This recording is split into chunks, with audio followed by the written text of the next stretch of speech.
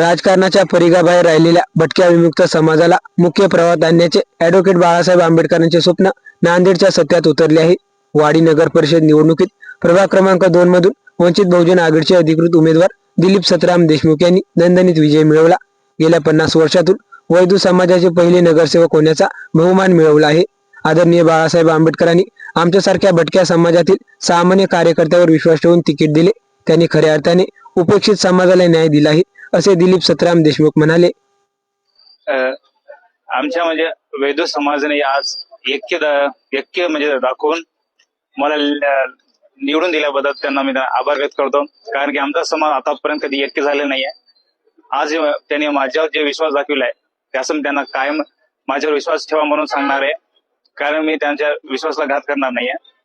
मी आजले आनंदी आहे की आमचा समाज माझ्यासाठी ऐक्य झालाय।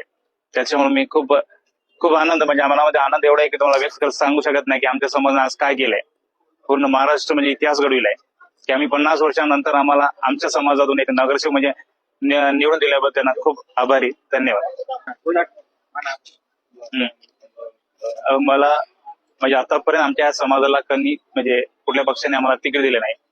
ते बाळासाहेब आंबेडकर यांच्या आशीर्वादाने आमच्या या भटक्या समाजाला त्यांच्याकडून आम्हाला तिकीट दिलंय।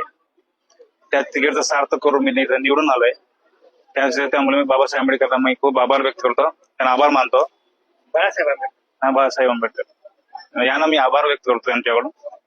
काय सांगा समस्या साधारणच आहेत, आपले रस्ते, हे नाल्या, हे सारे समस्या आहेत। पण अजून आमच्या समाजामध्ये आमच्या गल्लीमध्ये काहीच विकास झाला नाही। फक्त आम्ही निवडून द्यायचो आणि कोणी आमच्या वार्डाकडे पण बघत नव्हते। तर हे समाजाने आमचं ऐक्य दाखवून आज मला निवडून दिलंय। त्याचं कारण असं आहे की कुठल्याच पक्षाने म्हणजे कुठल्या दुसऱ्या उमेदवारांना आमच्या समाजाकडे बघितलं सुद्धा नाही। आम्ही फक्त वोटिंग मशीन म्हणून आम्ही चालवायचो। आज ते आम्ही तोडून टाकलंय। आज समाज आमचा ऐक्य झालाय।